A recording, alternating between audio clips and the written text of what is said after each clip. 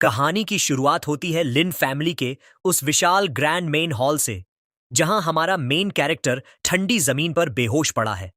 आसपास खड़े कुछ लोग उसे देखते ही चिल्लाने लगते हैं, जल्दी इसके मुंह पर ठंडा पानी मारो। पानी की बौछार पड़ते ही वह हड़बड़ाकर जागता है और चीखता है, लानत है, मुझे ऑफिस के लिए देर हो जाएगी। ये सुनते ही उसके पिता का गुस्सा सातवें आसमान पर पहुंच जाता है।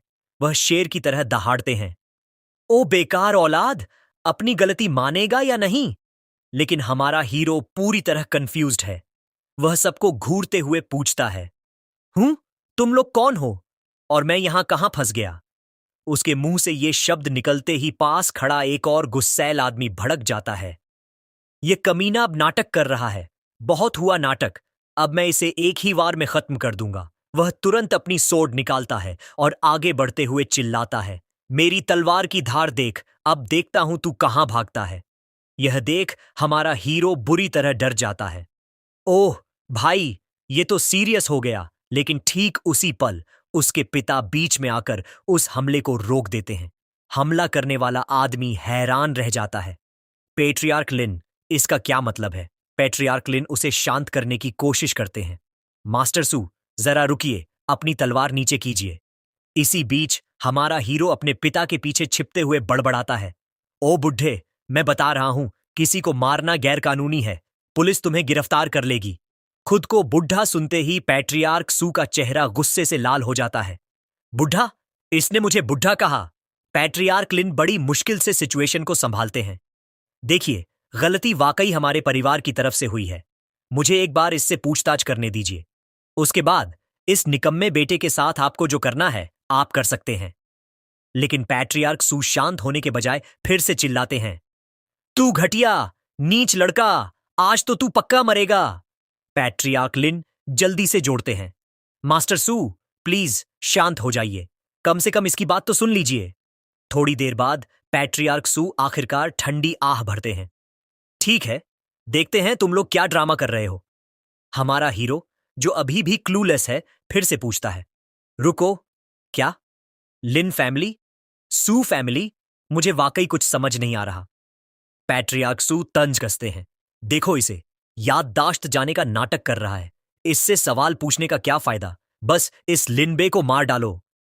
ये सुनते ही हीरो अपनी जान बचाने के लिए गिड़गिड़ाता है, भाई, तुमने गलत बंदे को पकड़ा है।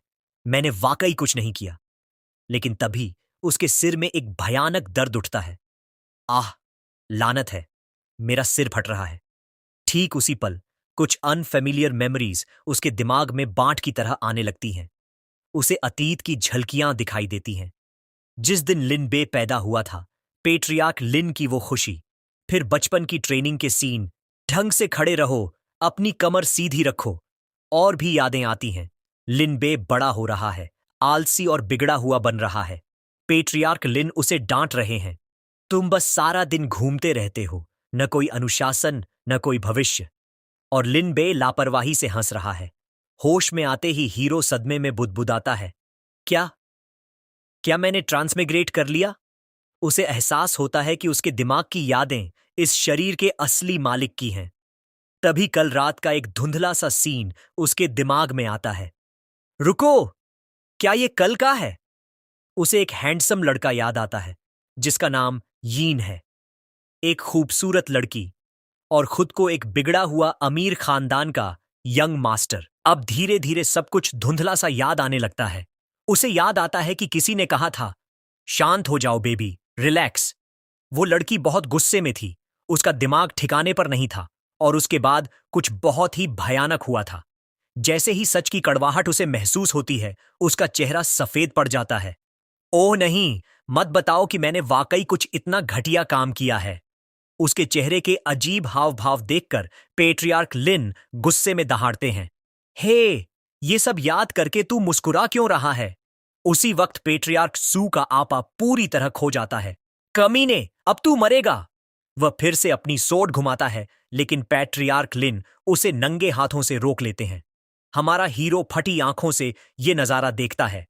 भाड़ में जाए, उसने नंगे हाथों से तलवार पकड़ ली। आसपास का माहौल देखते ही उसे अचानक सब कुछ जाना पहचाना लगने लगता है। ये प्लॉट, ये सेटिंग। रुको, कहीं मैं बिजली की कड़कड़ाहट की तरह उसे एहसास होता है। मैं विलन हूं, है ना? उसे वो अनगिनत नॉवेल्स याद आते हैं जो उसने पढ़े थे। एक कैनन फॉडर विलन जो प्रोटैगनिस्ट की औरत को परेशान करता है और फिर हीरो के पैरों तले कुचल दिया जाता है। डर के मारे उसकी हालत खराब हो जाती है। सोच दिमाग, कुछ सोच। अगर ऐसा ही चलता रहा तो सामने खड़ा वो बुढ़ा पक्का मुझे दो टुकड़ों में काट देगा। दूसरी तरफ पैट्रियार्क सू गुस्से में लिन पर चिल्ला रहे थे। पुरानी लोमड़ी, मेरा रास्ता छोड़। तभी कुछ नामुमकिन सा होता है। लिनबे का शरीर अचानक चमकने लगता है। उसकी आंखों के सामने एक ब्लू स्क्रीन प्रकट होती है। Warning, host's life is in danger. Family air spending system successfully loaded. नीली स्क्रीन देखते ही लिन बे के चेहरे पर उम्मीद की एक किरण जागती है। क्या बात है? क्या ये वही लेजेंडरी सिस्टम है जो हर ट्रांसमाइग्रेटर को मिलता है? क्या मेरे चीट्स आखिरकार एक्टिवेट हो गए? उसी पल सिस्टम इंटरफेस बदल जाता है। Emergency plan activated, distributing newbie gift pack. लिनबे तुरंत स्क्रीन पर टैप करता है। सिस्टम ऐलान करता है, बधाई हो होस्ट, आपको 62 मिलियन स्पिरिट स्टोन्स मिले हैं। सब आपके सिस्टम इन्वेंट्री में जमा कर दिए गए हैं। सिस्टम आगे कहता है, कृपया चाइल्ड ऑफ डेस्टिनी के संकट को सुलझाएं। डेस्टिनी पॉइंट्स कमाने के लिए मिशन पूरा करें। तभी उसका मिशन स्क्रीन पर आता है। ऑब्जेक्टिव, सू परिवार के पैट्रियार्क के बदले की आग को शांत करना और उन्हें पीछे हटने पर मजबूर करना। रिवॉर्ड, 5 वॉल्यूम की हेवन रैंक सोर्ड डॉ कल्टीवेशन मेथड्स और एक रिकॉर्डिंग स्टोन जिसमें सबूत है कि असली बॉडी को फंसाया, फ्रेम्ड गया था। लेकिन जैसे ही लिन बे फेलियर पेनल्टी पड़ता है, उसकी रूह कांप जाती है। Death at the hands of the Su family patriarch. लानत है, लिन बे मन ही मन गालियां देता है। हारने का मतलब सीधा मौत। अगर ये मुझे स्पिरिट स्टोन्स के पहाड़ भी दे दे तो क्या फायदा अगर मैं उन्हें खर्च करने के लिए जिंदा ही न बचा। इसी बीच पैट्रियार्क सू का गुस्सा ठंडा होने का नाम नहीं ले रहा था। वह लिन को धमकी देते हैं, बुढ़े लिन, मेरे रास्ते से हट जा, वरना आज सू फैमिली और लिन फैमिली के बीच वो जंग होगी जो एक के खात्मे पर ही रुकेगी। यह सुनकर पैट्रियार्क लिन घबरा जाते हैं और लिन बे की तरफ मुड़ते हैं। ओ बेकार औलाद, जल्दी से माफी मांग। लेकिन इस बार लिन बे पूरे कॉन्फिडेंस के साथ एक कदम आगे बढ़ता है। पेट्रियार्क सू, मैं मानता हूं कि मैंने मिस सू के साथ गलत किया, पर मुझे यकीन है कि इस सिचुएशन को सुलझाया जा सकता है। पेट्रियार्क सू मजाक उड़ाते हुए हंसते हैं। सुलझाया जा सकता है? बहुत अच्छे लड़के, बेहतर होगा कि तेरे पास अपनी जान बचाने का कोई रास्ता हो, वरना मैं तेरी मौत को बहुत दर्दनाक बना दूंगा। लिन बे शांति से जवाब देता है, सिंपल है, मैं अपनी जान की कीमत स्पिरिट स्टोन्स से चुकाऊंगा। पूरे हॉल में सन्नाटा छा जाता है। फिर पेट्रियार्क सू ठहाका लगाकर हंसते हैं। अपनी जान खरीदेगा? लिन फैमिली, क्या तुम कुछ ज्यादा ही घमंडी नहीं हो रहे? बिना किसी हिचकिचाहट के लिन बे कहता है, 1 मिलियन स्पिरिट स्टोन्स। वहां मौजूद हर शख्स सन्न रह जाता है। पेट्रियार्क लिन पैनिक कर जाते हैं। ओए लड़के, क्या तेरा दिमाग घास चरने गया है? 1 मिलियन तो लिन फैमिली की 10 साल की कमाई है। पेट्रियार्क सू के तेवर और कड़े हो जाते हैं। सिर्फ 1 मिलियन? क्या मेरी बेटी की इज्जत को पैसों से तौला जा सकता है? उनका इनकार देखकर लिन बे मन ही मन सोचता है, कम पड़ गए। लगता है मैंने कीमत का गलत अंदाजा लगाया। एक शातिर मुस्कान के साथ वह फिर से अपना हाथ उठाता है। तो फिर 5 मिलियन स्पिरिट स्टोन्स के बारे में क्या ख्याल है? एक पल के लिए पेट्रियार्क सू की आंखों में लालच चमकता है, पर वह तुरंत उसे दबा देते हैं। 5 मिलियन? सू फैमिली सोर्ड कल्टीवेटर्स का परिवार है। हमारी रगों में गर्व और सम्मान दौड़ता है। तुझे क्या लगता है कि तू हमें खरीद लेगा? पैट्रियार्क सू का गुस्सा अब किसी ज्वालामुखी की तरह फट पड़ा। वह दहाड़ते हुए चिल्लाए, 5 मिलियन की बात मत कर। अगर तू 10 मिलियन या 100 मिलियन भी ले आए, तब भी मैं तुझे नहीं छोड़ूंगा। उन्होंने अपनी तलवार म्यान से खींच ली और गरजते हुए बोले, राइडिंग विंडसोर्ड। लेकिन लिन बे के चेहरे पर शिकन तक नहीं थी। उसने बड़े आराम से कहा, अगर 5 मिलियन काफी नहीं है तो फिर 100 मिलियन स्पिरिट स्टोन्स के बारे में क्या ख्याल है? जैसे ही ये शब्द उसके मुंह से निकले, पूरे हॉल में चमकदार स्पिरिट स्टोन्स की बारिश होने लगी। पैट्रियार्क सू की आंखें फटी की फटी रह गईं। यह क्या है? अनगिनत पत्थरों के उस भारी ऑरा ने उन्हें इतना हैरान कर दिया कि उनके पैर लड़खड़ा गए और वह जमीन पर जा गिरे। क्या ये वाकई 100 मिलियन स्पिरिट स्टोन्स हैं? यहां तक कि पेट्रियार्क लिन भी हक्के बक्के रह गए। मैंने अपनी पूरी जिंदगी में एक साथ इतने स्पिरिट स्टोन्स कभी नहीं देखे। पास खड़े एल्डर्स यकीन नहीं कर पा रहे थे। नामुमकिन, इस लड़के के पास इतना पैसा कहां से आया? जमीन पर बैठे पैट्रियार्क सू ने कांपती आवाज में पूछा। तुम्हारा मतलब ये सारे स्पिरिट स्टोन सू फैमिली के लिए हैं? लिनबे ने एक शरारती मुस्कान के साथ कहा। बिल्कुल। फिर उसने जानबूझकर चुटकी लेते हुए कहा, लेकिन चूंकि पैट्रियार्क सू तो उसूलों और गौरव वाले इंसान हैं, तो शायद उन्हें यह सब सस्ता लग रहा होगा, है ना? लिनबे ने मन ही मन चैन की सांस ली। 100 मिलियन तो बस शुरुआत है। जब तक मैं जिंदा हूं और मेरे पास सिस्टम है, मैं ऐसे पत्थरों का पहाड़ खड़ा कर सकता हूं। वह पत्थर वापस समेटने का नाटक करने लगा। ठीक है, अगर ऐसी बात है तो मैं इन्हें वापस रख लेता हूं। तभी अचानक पैट्रियार्क सू ने उसका हाथ पकड़ लिया। रुको, जरा ठहरो। जैसे ही उन्होंने लिनबे का हाथ पकड़ा, उनके दिमाग के अंदर एक भीषण युद्ध छिड़ गया। शांत हो जा सू, ये वही कमीना है जिसने तेरी बेटी की इज्जत खराब की है। लेकिन उनकी नजरें उस चमकते हुए खजाने से नहीं हट रही थीं। प- पर ये पूरे 100 मिलियन हैं। इससे सू फैमिली उन ऊंचाइयों पर पहुंच जाएगा जिसकी किसी ने कल्पना भी नहीं की होगी। फिर उन्हें अपनी बेटी की याद आई। क्या 100 मिलियन मेरी बेटी के एक बाल के बराबर भी हैं? लेकिन तभी उनका लालच और बढ़ गया। पर भाई, ये ऑफर वाकई बहुत बड़ा है। आखिरकार उन्होंने अपना लहजा बदलते हुए डिप्लोमेटिक अंदाज में कहा, मैंने पहले ही कहा था, तू 100 मिलियन भी दे दे तो मैं तुझे नहीं छोड़ूंगा। फिर अचानक अपनी बात पलटते हुए बोले, हालांकि सू फैमिली और लिन फैमिली पीढ़ियों पुराने दोस्त हैं, हम इस रिश्ते को इतनी आसानी से खत्म नहीं कर सकते। उन्होंने आगे कहा, इस बात पर जान लेना वाकई में थोड़ा ज्यादा हो जाएगा। और हां, मैं यह सब स्पिरिट स्टोन्स के लिए नहीं कर रहा हूं। इसके बाद उन्होंने तेजी से सारे स्पिरिट स्टोन्स बटोरे और अपना फैसला सुनाया। आज मैं अपनी बेटी को घर ले जाकर आराम करने दूंगा। लड़के लिन, कानूनी और इमोशनल तौर पर तू मेरी बेटी का कर्जदार है। मैं तुझे 3 दिन का वक्त देता हूं, हमारे घर आकर माफी मांग लेना। जाते जाते उन्होंने मन ही मन अपनी बेटी से माफी मांगी। सॉरी बेटी, सू फैमिली के भविष्य के लिए मुझे तुझे यह दुख सहने देना होगा। उनके जाते ही सिस्टम फिर से लिन बे के सामने फ्लैश हुआ। Congratulations host, mission completed. इनाम के तौर पर उसे हेवन रैंक सोर्ड, दाओ मेथड्स और वह रिकॉर्डिंग स्टोन मिल गया जिसमें उसके बेगुनाह होने का सबूत था। लिनबे ने एक लंबी सांस ली। शुक्र है, मेरी नन्ही सी जान बच गई। वह मुस्कुराया। चलो, अब देखते हैं अगला मिशन क्या है। सिस्टम ने तुरंत ऐलान किया, न्यू मिशन, परिवार के गद्दार ट्रेटर को ढूंढें और परिवार की शक्ति को एकजुट करें। Reward, 2,000 million spirit stones. Failure penalty, child of destiny के हाथों एक ही रात में पूरे परिवार का खात्मा। तभी पेट्रियार्क लिन लिनबे के पास आए और हैरानी से पूछा, ओए गंदे लड़के, सच बता, इतने पैसे कहां से आए? और क्या तूने वाकई सब सू फैमिली को दे दिए? अपने बाप के लिए थोड़े भी नहीं बचाए। दूसरी तरफ ग्रेट एल्डर जलन और गुस्से से भुन रहा था। लानत है, ये सब सह गया। क्या सू वाकई इतना बड़ा बुजदिल है? उसने शक भरी नजरों से लिनबे को देखा। इन स्पिरिट स्टोन्स का सोर्स पक्का कोई बड़ी मुसीबत है। अब देखो ये बुढ़ा उसे कैसे एक्सपोज करता है। अचानक वह जोर से चिल्लाया, लिनबे, तू पूरे लिन फैमिली को तबाही की तरफ धकेल रहा है। पेट्रियार्क लिन कंफ्यूज हो गए।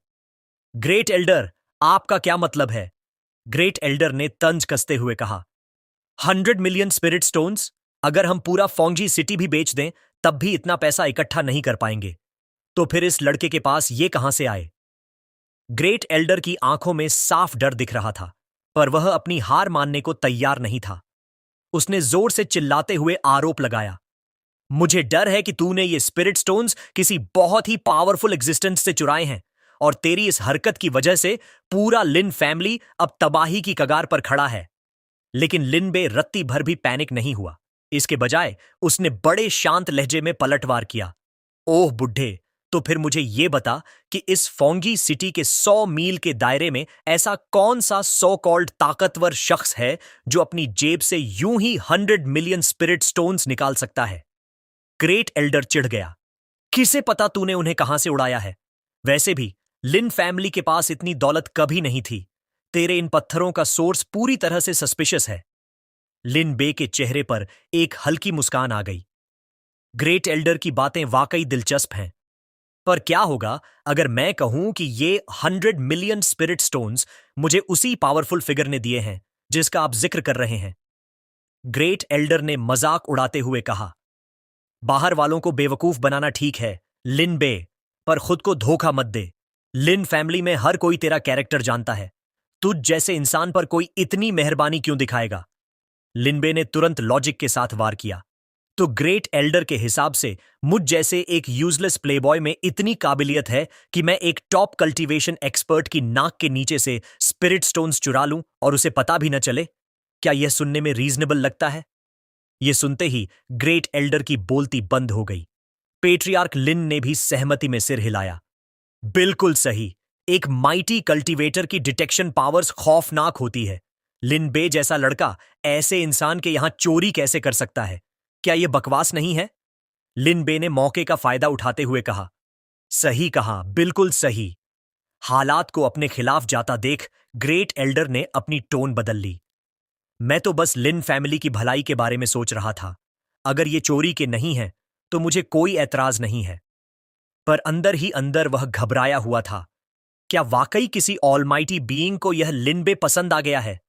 तभी लिनबे ने अचानक माहौल बदल दिया। ग्रेट एल्डर, आपने अपने सवाल पूछ लिए, अब मेरी बारी है। उसने तीखी नजरों से उसे घूरा।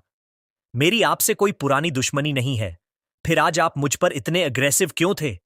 ग्रेट एल्डर ने तुरंत अपना बचाव किया। लिन फैमिली के एल्डर होने के नाते मैं जो कुछ भी करता हूं वो फैमिली बेनिफिट के लिए होता है। मेरा दिल एकदम साफ है।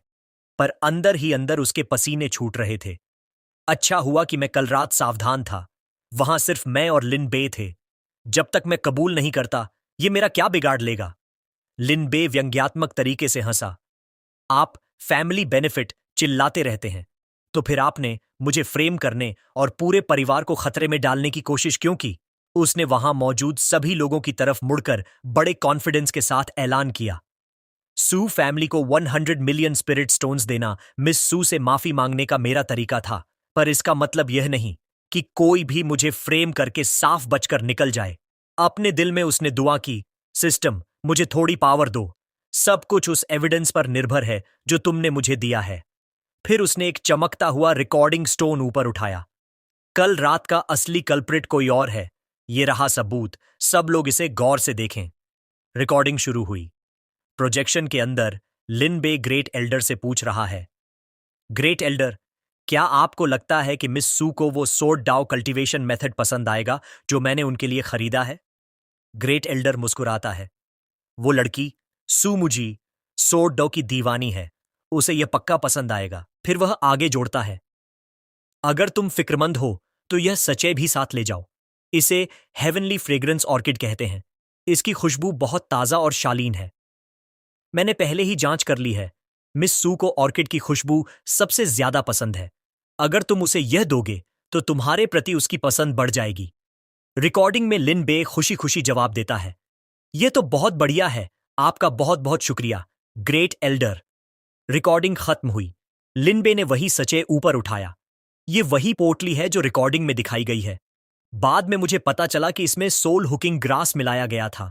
इसके लगातार संपर्क में रहने से दिमाग कंफ्यूज हो जाता है और इंसान अपना कंट्रोल खो देता है। यह सुनकर पेट्रियार्क लिन ठहाका मारकर हंस पड़े। मुझे पता था मेरा निकम्मा बेटा शरारती हो सकता है, पर वह इतना नीचे कभी नहीं गिर सकता। बाकी एल्डर्स भी दंग रह गए। क्या हम सब अब तक लिनबे को गलत समझ रहे थे? ग्रेट एल्डर का चेहरा सफेद पड़ गया और उसके माथे से पसीना टपकने लगा। ग्रेट एल्डर के दिमाग में धमाका हो गया। इस छोकरे ने यह सब रिकॉर्ड कब किया? अब मैं यहां से कैसे बचूं? नहीं, मुझे यहां से निकलना ही होगा। जैसे ही उसने हिलने की कोशिश की, पेट्रियार्क लिन शेर की तरह दहाड़े। ग्रेट एल्डर, तुझे क्या लगता है तू कहां जा रहा है? उन्होंने पलक झपकते ही हमला कर दिया। भागने की सोचना भी मत।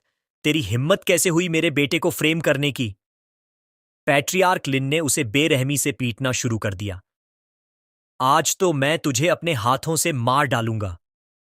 अच्छी तरह सुताई करने के बाद उन्होंने सबके सामने ऐलान किया, ग्रेट एल्डर ने अपने ही फैमिली मेंबर को फंसाया है। लिन फैमिली के पैट्रियार्क के तौर पर मैं उसे उसके पद से हटाता हूं और डंजन में फेंकने का हुक्म देता हूं। ठीक उसी पल लिन बे के दिमाग में सिस्टम नोटिफिकेशन गूंजी। Congratulations host, mission completed. Reward 200 million spirit stones deposited into inventory. New mission will be released later. Host may roam freely for now. घसीटे जाने से पहले ग्रेट एल्डर ने हार मानते हुए एक लंबी आह भरी।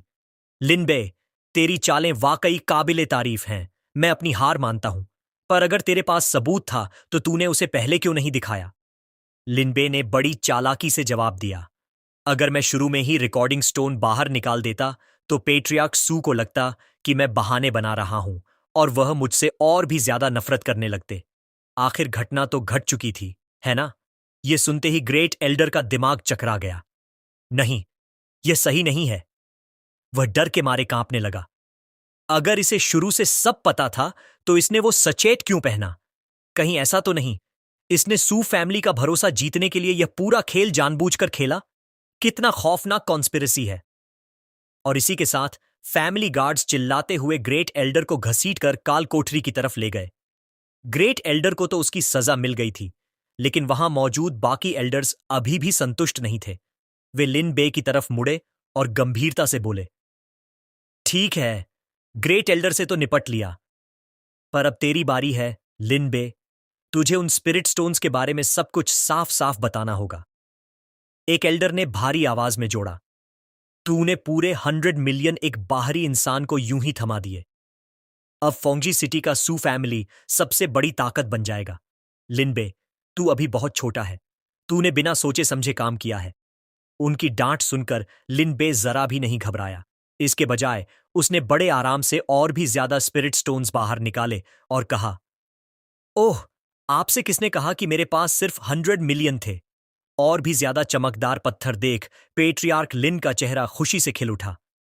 शानदार, मेरे बेटे, मुझे पता था तू इतना बेवकूफ नहीं है। एक एल्डर ने यकीन न करते हुए पूछा, क्या वाकई और भी है? लिनबे, क्या सच में तू किसी बहुत बड़े पावर हाउस को जानता है? लिनबे ने एक गहरी सांस ली और रहस्यमयी अंदाज में जवाब दिया, मैं कह नहीं सकता। मैं वाकई कुछ भी रिवील नहीं कर सकता। यह सुनते ही सारे एल्डर्स अपने मन में कयास लगाने लगे।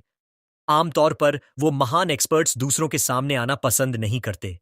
लिनबे के बर्ताव को देखकर लगता है कि पक्का इसके पीछे कोई टेरिफाइंग कल्टीवेटर खड़ा है। यह लिन फैमिली के लिए एक बहुत बड़ा मौका है। यहां तक कि पैट्रियार्क लिन भी गहरी सोच में डूब गए। हमारा लिन परिवार तो असल में सेंट्रल रीजन लिन क्लैन की बस एक ब्रांच है। कहीं इस निकम्मे बेटे की मुलाकात मेन क्लैन के किसी एक्सपर्ट से तो नहीं हो गई? उनके सीरियस चेहरे देखकर लिन बेमन ही मन कंफ्यूज हो रहा था। ये लोग आखिर क्या क्या इमेजिन कर रहे हैं? उसने सोचा। भले ही 100 मिलियन स्पिरिट स्टोन्स बहुत हैं, पर जब तक मैं क्राइसिस सॉल्व करता रहूंगा, सिस्टम मुझे और देता रहेगा। इन पत्थरों के मुकाबले मुझे अभी जिस चीज की जरूरत है वो है लिन फैमिली के अंदर अपनी राइट टू स्पीक। फिर उसने सबके सामने अपनी शर्त रखी। हालांकि फैमिली ये 100 मिलियन स्पिरिट स्टोन्स मुफ्त में नहीं ले सकती। मेरी एक छोटी सी शर्त है। उसने चारों तरफ देखा और जोर से कहा, आज से लिन फैमिली में सिर्फ एक आवाज होगी, कौन मेरे साथ है और कौन मेरे खिलाफ। यह सुनते ही पैट्रियार्क लिन को लगभग हार्ट अटैक आ गया। उनके दिमाग में चीख गूंजी, यह नालायक बेटा असल में मेरी पैट्रियार्क की गद्दी छीनना चाहता है। मैंने पास्ट में इसे इतनी बार पीटा है। अगर यह पैट्रियार्क बन गया तो मेरी तो लाइफ ही खत्म हो जाएगी।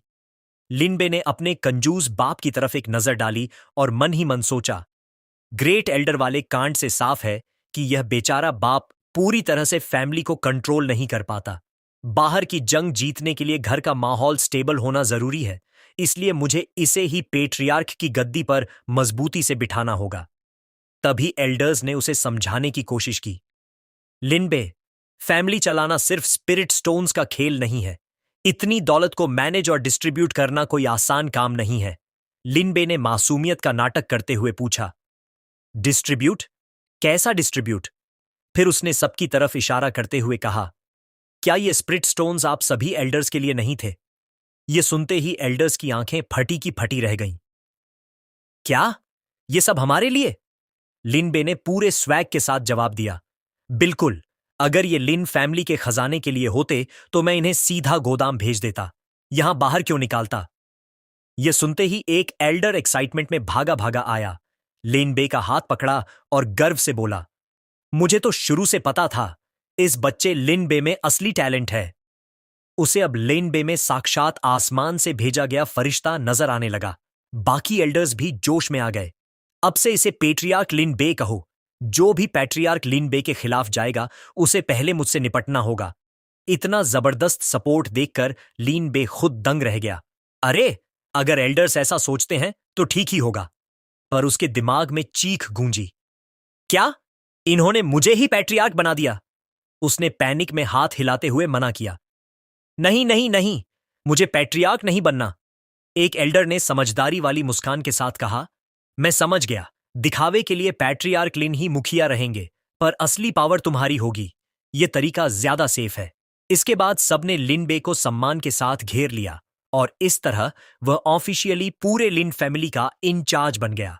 यह नजारा देख उसका बेचारा बाप मायूसी में अपना सिर पकड़कर बैठ गया। लिन फैमिली तो अब गया। लिनबे बस पसीने पोंछते हुए खड़ा रह गया। उस रात अपने कमरे में बिस्तर पर लेटे हुए वह गंभीरता से सोचने लगा, इन लोगों ने आखिर क्या गलतफहमी पाल ली? मैं पैट्रियार्क कैसे बन गया? उसने एक लंबी आह भरी। खैर, जब बात यहां तक पहुंच ही गई है तो मुझे लिन फैमिली के इंचार्ज वाली पहचान को अपनाना ही होगा। तभी उसे कुछ जरूरी याद आया। वैसे मुझे अब तक इस सिस्टम के सही फंक्शंस ही नहीं पता। System, introduce all your functions. Screen तुरंत फ्लैश हुई। सिस्टम गोल, होस्ट के लिए एक स्टेबल और सेफ आरामदायक माहौल बनाना। Functions, AFK automatic cultivation, destiny points, prophecy, foresight, mission publishing. Status, mission से डेस्टिनी पॉइंट्स मिलेंगे। Current points, +100। प्रोफेसी, शब्द सुनते ही लिनबे उछल पड़ा। भविष्यवाणी, क्या इसका मतलब है कि मेरे पास पूरी कहानी का स्क्रिप्ट एडवांस में होगा? अब मैं बिना किसी टेंशन के चैन की बंसी बजा सकता हूं। उसने तुरंत कहा, सिस्टम, जल्दी से मेरे लिए कोई एएफके कल्टीवेशन मेथड मैच करो। सिस्टम ने बिना देरी किए जवाब दिया, cultivation method matched. Automatic AFK cultivation has begin.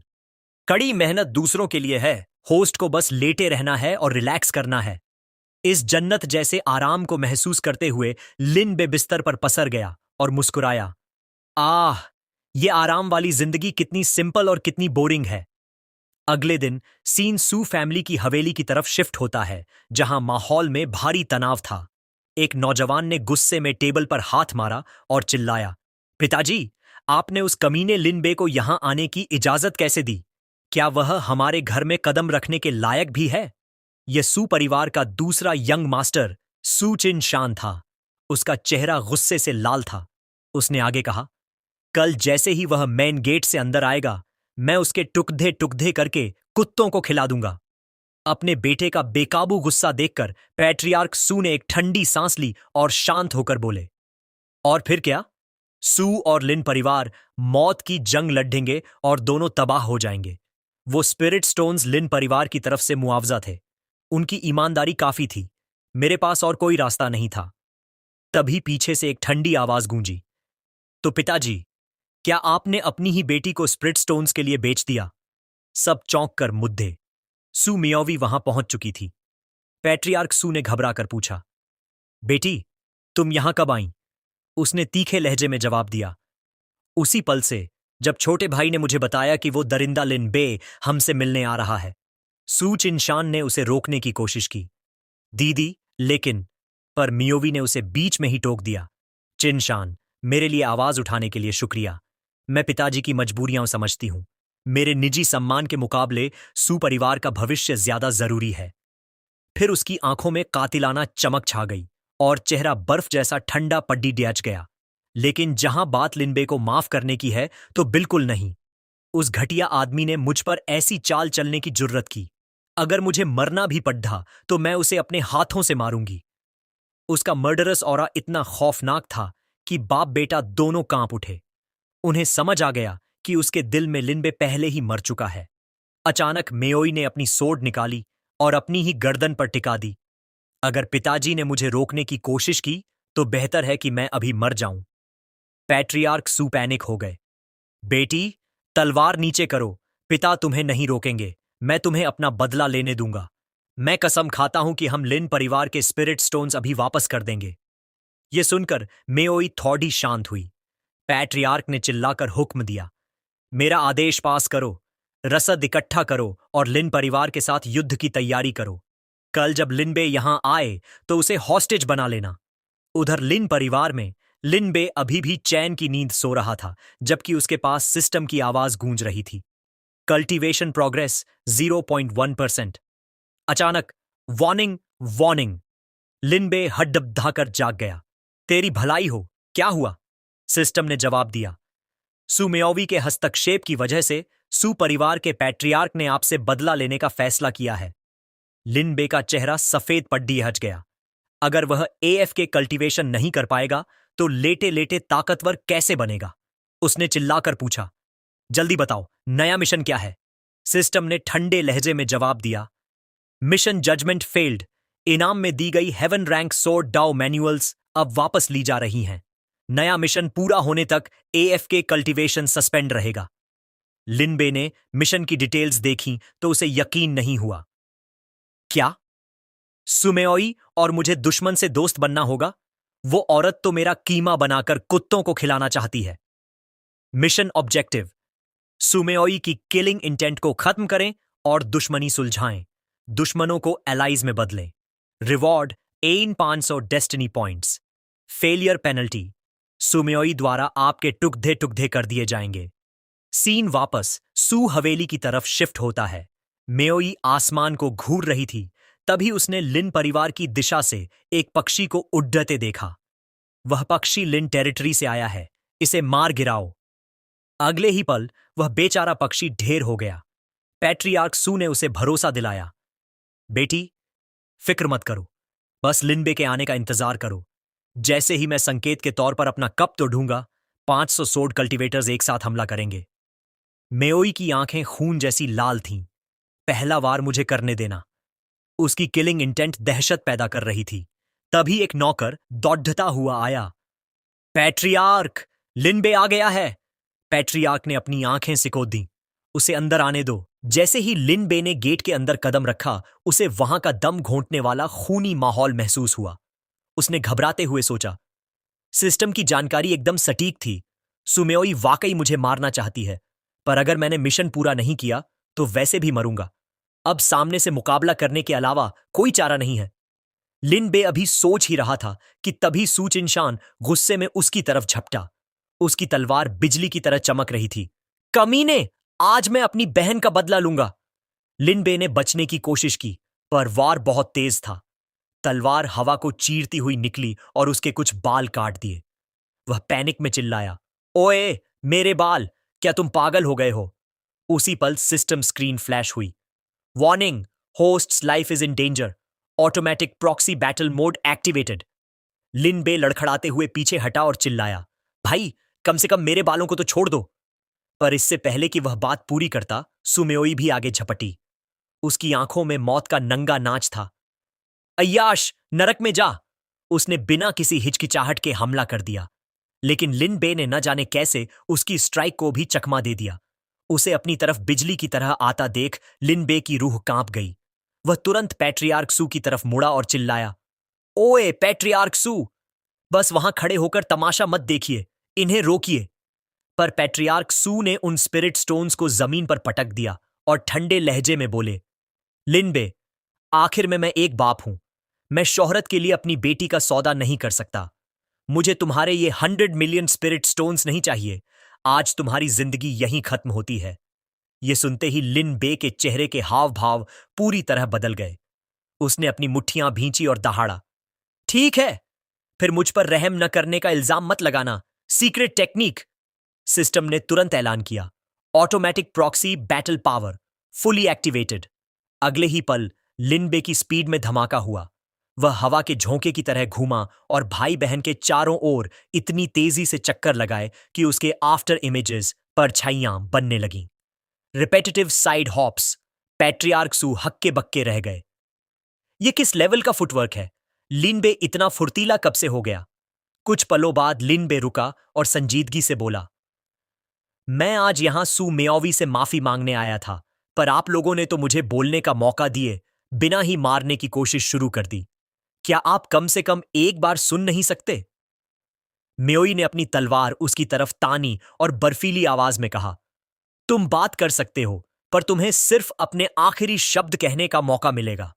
लिन बे समझ गया कि सिर्फ बातों से काम नहीं चलेगा।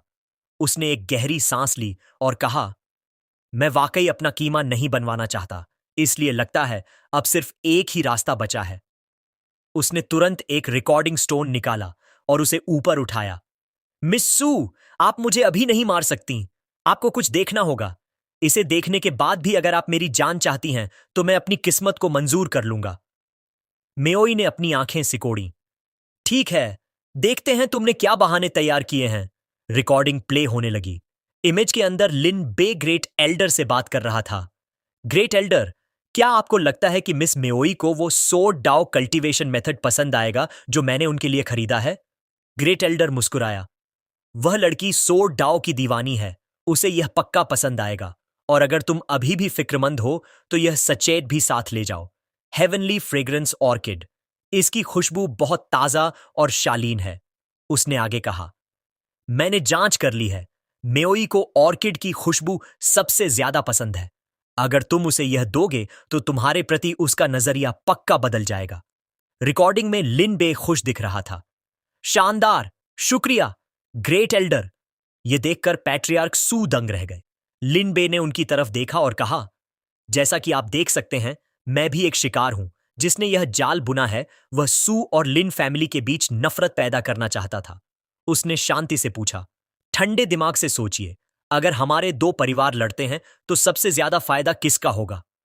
म्योई ने तुरंत जवाब दिया, ये फैमिली जो 3 बड़े खानदानों में से एक है। लिन बे ने चुटकी बजाई। बिंगो! सुचिनशान हिचकिचाया। क्या तुम कह रहे हो कि इस सब के पीछे ये फैमिली है? लिन बे ने कॉन्फिडेंस के साथ सिर हिलाया। कल रात लिन फैमिली ने ग्रेट एल्डर से पूछताछ की। हमें उनके और ये फैमिली के बीच मिली भगत के सबूत मिले हैं। पर मेओई ने यकीन करने से मना कर दिया। नामुमकिन। ब्रदर यीन हमेशा मेरे साथ बहुत प्यार से पेश आए हैं। वह कभी ऐसी साजिश नहीं रचेंगे। लिनबे ने आह भरी। मिस, यन सिर्फ येन है। वह पूरी ये फैमिली को रिप्रेजेंट नहीं करता। वैसे भी उस वाकये के बाद क्या वह आपसे एक बार भी मिलने आया? मेओई हकलाने लगी। वो इसलिए क्योंकि भाई येन ने अफवाहें सुनी थीं और वह मेरे लिए कोई मुसीबत नहीं खड़ी करना चाहते थे। और वैसे भी यह सब तुम्हारी वजह से हुआ, लिनबे। लिनबे ने मन ही मन सोचा। असली मालिक की यादों के हिसाब से येन बस आना ही नहीं चाहता था, पर अगर मैंने अभी यह कहा तो वह मुझे पक्का मार डालेगी। इसलिए उसने टॉपिक बदल दिया। जो हुआ सो हुआ। उस रात मैंने जो सोर्ड डाओ मेथड तैयार किया था उसे मेरी माफी समझकर स्वीकार कीजिए। जैसे ही मेओई ने हेवन हार्ट सोर्ड टेक्निक को देखा, उसकी आंखें फैल गईं। यह तरीका, इसमें तो असली सोर्ड इंटेंट है। क्या यह एक हेवन रैंक कल्टीवेशन टेक्निक है? यह सुनते ही सुचिन शान गुस्से में फट पड़ा। मजाक बंद करो कमीने। कल तुमने मेरे बाप को पैसों की रिश्वत दी, तो तुम्हें लगता है आज मेरी बहन को भी ऐसे ही बेवकूफ बना लोगे? सुचिन शान एक बार फिर पागल होकर झपटा। मेरी बहन को तुम्हारे इन घटिया तोहफों की जरूरत नहीं है, जहन्नुम में जा। लिन बेडर के मारे कांपने लगा, पर तभी अचानक मियोवी बिजली की रफ्तार से उनके बीच में आई। चिनशान, रुक जाओ। उसने अपने भाई को एक जोरदार मुक्का जड़ा और उसे दूर फेंक दिया। सुचिनशान जमीन पर गिरकर दर्द से कराहने लगा। आह!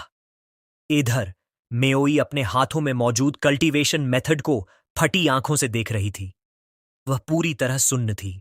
उसकी आंखों में चमक आ गई और उसने यकीन न करते हुए पूछा, अ हेवन रैंक कल्टीवेशन मेथड? क्या यह वाकई मेरे लिए है? लिनबे उसके रिएक्शन को देखकर चकरा गया। ये तो बस एक कल्टीवेशन मेथड है। ये ऐसे क्यों रिएक्ट कर रही है जैसे इसकी लॉटरी लग गई हो? जब मैंने 100 मिलियन स्पिरिट स्टोन्स दिए थे, तब तो ये इतनी खुश नहीं दिखी थी। पर मेओई के दिल के अंदर उथल पुथल मची थी। एक हेवन रैंक टेक्निक, ये वो विरासत है जिसके लिए बड़े बड़े खानदान सिर्फ सपने देखते हैं। मैंने सालों मार्शल आर्ट्स की ट्रेनिंग की है। अगर इसे पाने के लिए मुझे मरना भी पड़े तो मुझे कोई अफसोस नहीं होगा। इतने महान खजाने को हाथ में थामे वह सुध बुद्ध खो बैठी थी। उसे समझ नहीं आ रहा था कि लिन बे ने इसे इतनी सादगी से कैसे थमा दिया, जैसे कोई फल दे रहा हो। उसने उलझन में उसे घूरा। क्या लिन बे वाकई वही मामूली निकम्मा अय्याश लड़का है? अपनी बहन को सोच में डूबा देख सुचिन शान चिल्लाया, दीदी, आखिर चल क्या रहा है? आपने उस कमीने का तोहफा स्वीकार क्यों किया? उसे इग्नोर करते हुए लिन बे ने मेओई की तरफ देखा और थोड़े कॉन्फिडेंस के साथ पूछा, मिस सू, क्या मेरा माफी का तोहफा काफी है? मेओई खामोश रही। लिन बे घबराने लगा। कम से कम कुछ तो बोलो, ऐसे पत्थर की मूरत मत बनो।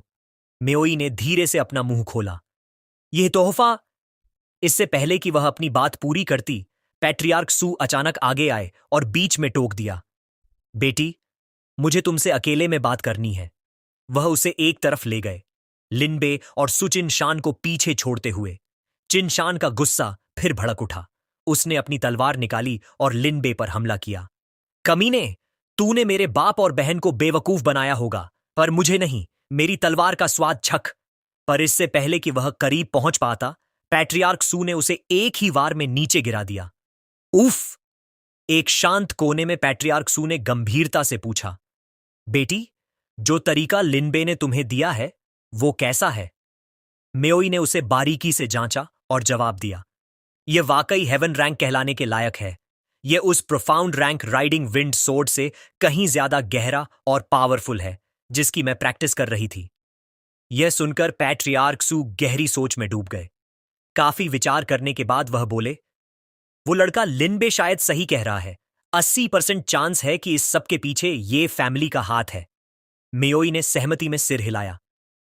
मुझे भी ऐसा ही लगता है। अब लिनबे से बदला लेने के बजाय मैं यह पता लगाना चाहती हूं कि वाकई मुझे नुकसान पहुंचाने की कोशिश कौन कर रहा है। उसके पिता ने उसे वार्निंग दी, लिनबे को सबक सिखाने की बात भूल जाओ। वो लड़का जितना दिखता है उससे कहीं ज्यादा शातिर है। अगर हमने वाकई उसे उकसाया तो मुझे डर है कि पूरा सू परिवार तबाह हो सकता है। मेओई ने एक गहरी सांस ली। मैं समझ गई।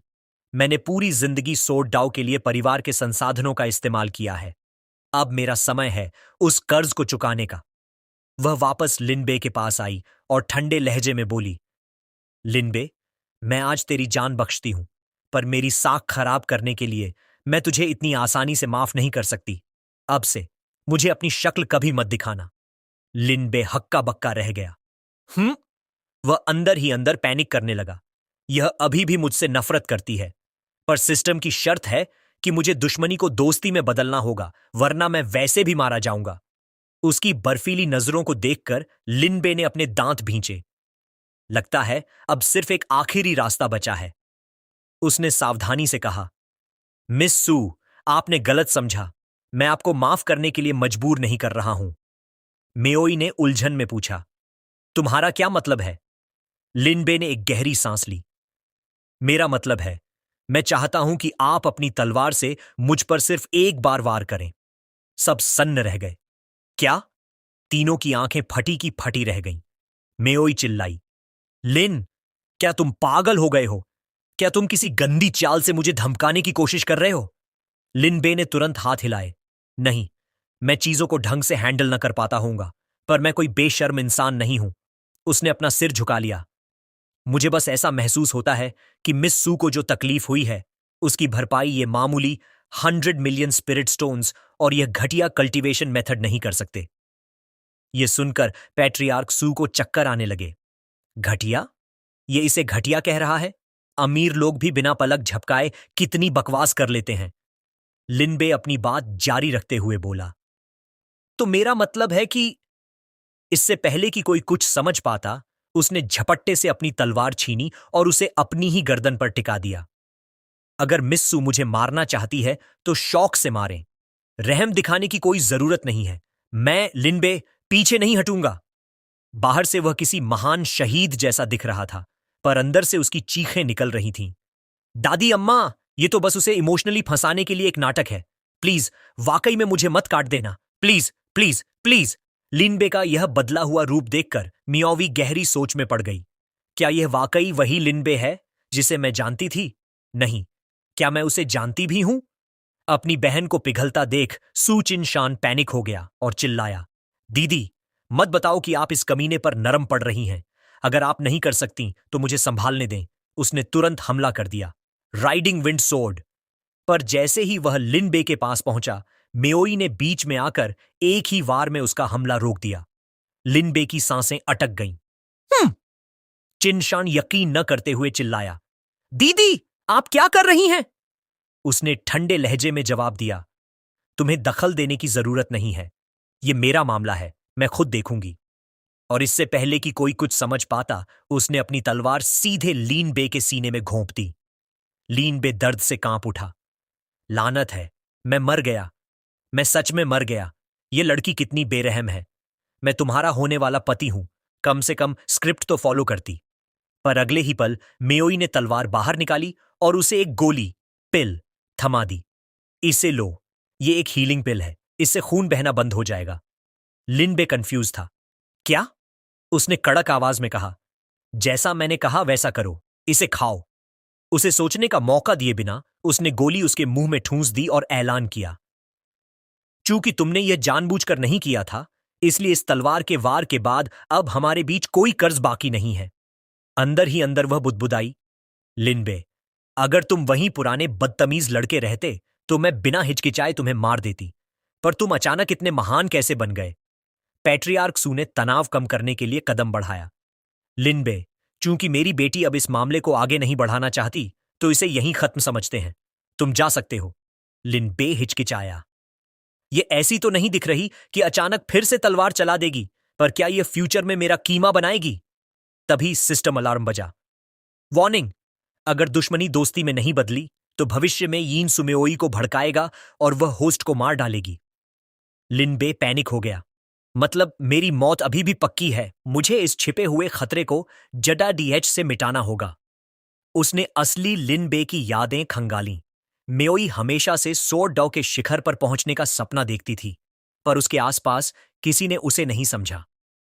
यही मेरा एंट्री पॉइंट हो सकता है। उसने तुरंत एक कॉन्फिडेंट मुस्कान चेहरे पर लाई। मिस सू, आप वाकई बड्ढे दिल वाली हैं। मैं, लिनबे, आपका फैन हो गया हूं। क्यों ना हम दोस्त बन जाएं? फिर उसने कई और कल्टीवेशन मैनुअल्स निकाले। ये वो सोर्ड डाउ मेथड्स हैं जो मैंने सालों से जमा किए हैं। मैं ये मिस सू को मुफ्त में देना चाहता हूं। मेओई दंग रह गई। और भी स्वॉर्ड डाउ टेक्निक्स? और वो भी एक से ज्यादा? उसने शक के साथ पूछा। भाई एन हमेशा मुझे जेवर देते थे। लिनबे, क्या तुम्हें नहीं लगता कि एक औरत के लिए तलवारों और हथियारों के साथ नाचना शोभा नहीं देता? लिनबे ने मजबूती से जवाब दिया, इसमें गलत क्या है? सोर्ड डाउ मर्द और औरत में फर्क नहीं करता। ग्रेट डाउ के सामने सभी जीव बराबर हैं। उसकी बातें मेओई के दिल में गूंज गईं। उसे अचानक यीन की बातें याद आईं। एक औरत को युद्ध कला की क्या जरूरत? क्या घर पर रहकर पति की सेवा करना और बच्चे पालना बेहतर नहीं है? फिर उसे अपने बाप की आवाज याद आई, बेटी, अगर तुम सारा दिन तलवारें चलाओगी तो तुमसे शादी कौन करेगा? पर लिनबे अलग था। सभी जीव बराबर हैं। मर्द और औरत में कोई फर्क नहीं। आज से पहले मुझसे किसी ने यह नहीं कहा था। उसने लिनबे को एक नई नजर से देखा। लिनबे दूसरे मर्दों जैसा नहीं है। उसके होठों पर एक हल्की मुस्कान आ गई। ठीक है, फिर हम दोस्त हैं, फेलो डाओ सीकर्स। भविष्य में हम साथ मिलकर सोर्ड डाओ पर चर्चा करेंगे। System notification, party popper, congratulations host, mission complete. सुमेओई के साथ दुश्मनी अब दोस्ती में बदल चुकी थी। सिस्टम ने ऐलान किया, mission accomplished, 1500 destiny points granted, AFK cultivation function restored. लिनबे ने एक लंबी और चैन की सांस ली। शुक्र है, यह बिल्कुल आसान नहीं था। आखिरकार मेरी नन्ही सी जान बच गई। लेकिन इससे पहले कि वह चैन की बंसी बजा पाता, सिस्टम फिर से गूंज उठा। Warning, warning, child of destiny. ये फैन के दिल में होस्ट के लिए किलिंग इंटेंट पैदा हो गई है। न्यू मिशन, इस खतरे का जल्दी आज से खात्मा करें। Reward 2,000 destiny points. Failure penalty, child of destiny के हाथों दर्दनाक मौत। लिनबे वहीं जम गया। क्या येन, वो साला चाइल्ड ऑफ डेस्टिनी मेरे पीछे पड़ी डीएच गया। सीन शिफ्ट होता है। ये फैन गुस्से में पागल होकर दहाड़ डांट रहा था। उस लिन परिवार के कमीने की इतनी हिम्मत कि मेरी औरत को हाथ लगाए। मैं पूरे लिन खानदान को नेस्त नाबूद कर दूंगा। उसकी आंखों में बर्फीली नफरत थी। उसने मन ही मन सोचा। रही बात सुमेओई की, भले ही उसकी साख मिट्टी में मिल गई हो, फिर भी वह मेरी रखैल बनने के लायक तो है ही। यन पहले ही सू हवेली पहुंच चुका था, पर जैसे ही उसने अंदर कदम रखा, जो उसने देखा उसने उसके होश उड़ा दिए। उसने अपनी आंखें सिकोड़ दी और गौर से देखा। वहां लिन बे और सुमेओई साथ खड्डे बातें कर रहे थे। वह लिन बे है, वह यकीन न करते हुए बुदबुदाया। सुमेओई लिन बे से बड्ढे सम्मान के साथ बात कर रही थी। फेलो डाओइस्ट लिन, मैं आपकी नेक दिली को बेकार नहीं जाने दूंगी। मैं पूरे दिल से सोर्ड डाओ की पढ़ाई करूंगी। लिन बे ने बड्ढे कैजुअल और आलसी अंदाज में जवाब दिया। मिस सू, आप बहुत विनम्र हो रही हैं। भविष्य में अगर समय मिला तो मैं निश्चित रूप से स्वॉर्ड आर्ट्स पर चर्चा करने आऊंगा। येन ये सब खामोशी से देख रहा था। उन दोनों को इतना करीब देख जलन उसके अंदर जहर की तरह फैल गई। उसने अपने दांत भींचे और मन ही मन गालियां दी। लानत है, यह लिन बे से चुपके से मिल रही है। उसका हाथ अपनी स्टोरेज रिंग की तरफ बढ़ा और एक काला विचार उसके दिमाग में आया। मैंने पहले इसे ठीक करने का सोचा था, पर अब मैंने अपना इरादा बदल लिया है। उसकी मुट्ठियां भींच गईं और चेहरा क्रूर हो गया। मैं सीधा सू परिवार के सामने शादी का प्रस्ताव रखूंगा और शादी की रात मैं इसे धीरे धीरे टॉर्डेज पाऊंगा। वह कोल्ड बॉडी आखिर एक बेहतरीन कॉलरन जो है। एक शैतानी मुस्कान उसके चेहरे पर तैर गई। लिन बे वहां से निकलने की तैयारी कर रहा था। येन ने उसे जाते हुए देखा और नफरत से मुस्कुराया। रही बात लिन बे की, तो वह महज एक कचरा है। जैसे ही मेरा ब्रेक थ्रू सफल होगा, मैं उसे और पूरे लिन परिवार को एक ही झटके में साफ कर दूंगा। सीन फिर बदलता है। लिन बे अपने बिस्तर पर बैठा सिस्टम स्क्रीन को घूर रहा था। उसका चेहरा मायूसी से भरा था। एक और मौत मेरे सिर पर नाच रही है। हे सिस्टम, क्या तू वाकई मुझे मरते हुए देखना चाहता है? सिस्टम ने तुरंत जवाब दिया। सिस्टम मिशंस भविष्य के संकटों को देखकर जारी किए जाते हैं। सिस्टम का होस्ट को नुकसान पहुंचाने का कोई इरादा नहीं है। लिन बे ने एक गहरी सांस ली और हार मान ली। ठीक है भाई, अगर तू ना होता तो वो बुढ़ा सू अब तक मेरे 2 टुकड़े कर चुका होता। छोड़ दो, अपनी ताकत बढ़ाना ही असली सच है। तभी उसकी आंखें चमक उठीं। System, I want to do a lottery draw. एक लॉटरी विंडो सामने आ गई। एक ड्रॉ के लिए 100 डेस्टिनी पॉइंट्स चाहिए थे। लिनबे ने बिना सोचे समझे X10 चुना और कॉन्फिडेंस से बोला, पूछने की जरूरत है क्या? चमत्कार तो सिर्फ 10 पुल्स में ही होते हैं। स्क्रीन पर रोशनी चमकी और लिन बे ने अपने हाथ ऐसे जोड़े जैसे प्रार्थना कर रहा हो। प्लीज पिटी हिट मत करना, प्लीज। अगले ही पल उसके पॉइंट्स और 500 से गिरकर 500 हो गए और नतीजे सामने आए। लिन बे का चेहरा सफेद पड्डी डीएचा गया। आयो, वो लगभग रोने ही वाला था, फिर खुद को दिलासा देते हुए मुस्कुराया। कम से कम ये 9 साधारण आइटम्स तो नहीं है ना? सिस्टम ने इनाम दिखाए। 3x 100 million spirit stones. पैसों की अब कोई कमी नहीं। 3 bottles super spirit gathering pills, 1 ton ice jade marrow, 2 सोड दाओ एपिफनी पिल्स, ज्ञान का भंडार, 1 लेजेंडरी निर्वाणा सूत्रा, महाशक्तिशाली मंत्र। सारे आइटम्स सिस्टम इन्वेंट्री में जमा हो गए। तभी एक और मैसेज पॉपअप हुआ। सिस्टम की स्क्रीन पर मैसेज चमका। 10 पुल के लिए पॉइंट्स कम हैं। क्या आप सिंगल ड्रॉ करना चाहेंगे? लिनबे ने तुरंत अपना सीना फुलाया और बड़े घमंड से बोला, सिंगल पुल? नामुमकिन। चमत्कार सिर्फ 10 पुल में होते हैं। कुत्ते भी सिंगल पुल नहीं करते। कुछ सेकंड का सन्नाटा छा गया। उसकी आंखें स्क्रीन पर गड्डीढ़ी थीं। आखिर में उसने एक अजीब सी खांसी खांसते हुए कहा, जो मैंने कहा उसे भूल जाओ, बस ड्रॉ कर दो। पॉइंट्स 500 से गिरकर 400 हो गए।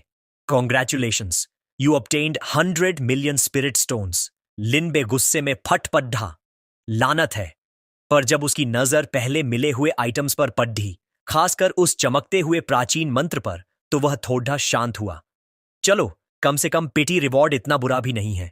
दोनों हाथों में गोलियों की बोतलें थामे उसकी एक्साइटमेंट वापस आ गई।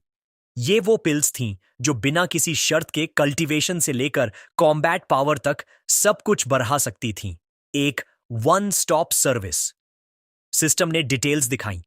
सुपर स्पिरिट गैदरिंग पिल। इसे खाने के बाद बिना किसी साइड इफेक्ट के कल्टीवेशन बेस बढ़ाता है। सोड डाओ एपिफनी पिल। यह एक सोड डाओ आत्मज्ञान देता है जिससे यूजर की तलवारबाजी की समझ बढ़ जाती है। लिनबे मुस्कुराया। सिर्फ प्रोफाउंड स्कॉलर के लिए? यह तो जैसे मेरे लिए ही बनी है। उसे इस दुनिया का कल्टीवेशन सिस्टम याद आया। Profound scholar, profound practitioner, profound master, profound spirit, profound king, profound emperor, profound venerable, profound saint, profound sovereign, profound god. हर लेवल नॉन स्टेज में बंटा हुआ है। उसने एक कड़ी ढावी आह भरी।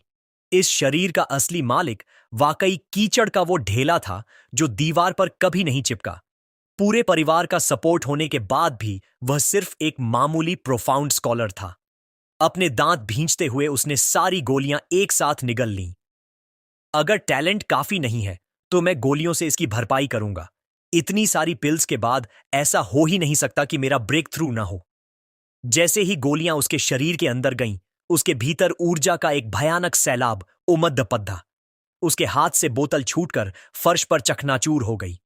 लिन बे का शरीर कांपने लगा और उसकी रगों में ताकत दौड़ने लगी। मैं इसे महसूस कर सकता हूं। यह पावर, सोर्डो की समझ, ब्रेक थ्रू। उसका ऑरा अचानक फटफटा।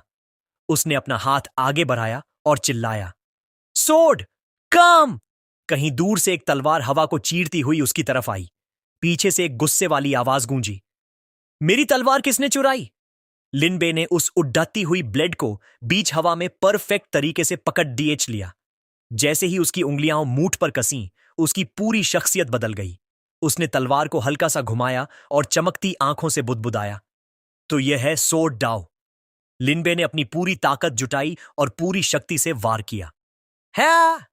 एक खौफनाक स्लैश आगे बढ़ा जिसने हवा को ऐसे चीर दिया जैसे पूरी दुनिया को दो हिस्सों में काट देगा। धमाका इतना जोरदार था कि उसके घर की छत उड़ गई। उड़ते हुए मलबे के बीच उसके पिता आसमान में गोल गोल घूमते हुए चिल्ला रहे थे, तेरी भलाई हो, मुझे अब यह तलवार नहीं चाहिए। अपनी नई ताकत का टेस्ट करने के बाद लिनबे पूरे आत्मविश्वास के साथ खड़ा हुआ और ऐलान किया, प्रोफाउंड प्रैक्टिशनर लेवल के नीचे मैं अजेय हूं और प्रोफाउंड मास्टर के खिलाफ भी मैं बराबरी की टक्कर दे सकता हूं। उसके चेहरे पर एक विजयी मुस्कान फैल गई। सोर्ड हार्ट हासिल कर लिया। तभी दूर से उसके पिता की गुस्से भरी आवाज आई, ओ बागी बेटे, आधी रात को घर तबाह कर दिया, जल्दी से एल्डर की तलवार वापस कर। लिनबे ने उन्हें इग्नोर किया और लापरवाही से तलवार वापस फेंक दी। जो भी हो, मैं अब प्रोफाउंड प्रैक्टिशनर लेवल पर पहुंच गया हूं। उसने खुद को दिलासा दिया कि अब सू म्योवी को सोर्ड डाउ सिखाने में उसे कोई प्रेशर महसूस नहीं होगा। तभी उसकी नजर अगले आइटम पर पड़ी, एक नीला पत्थर। Item name, ice jade marrow. Description, एक अत्यंत ठंडा खजाना जो इन्नेट कोल्ड एनर्जी को उत्तेजित करने में सक्षम है। लिनबे उसे उलझन में घूरने लगा, पर इसका इस्तेमाल क्या है?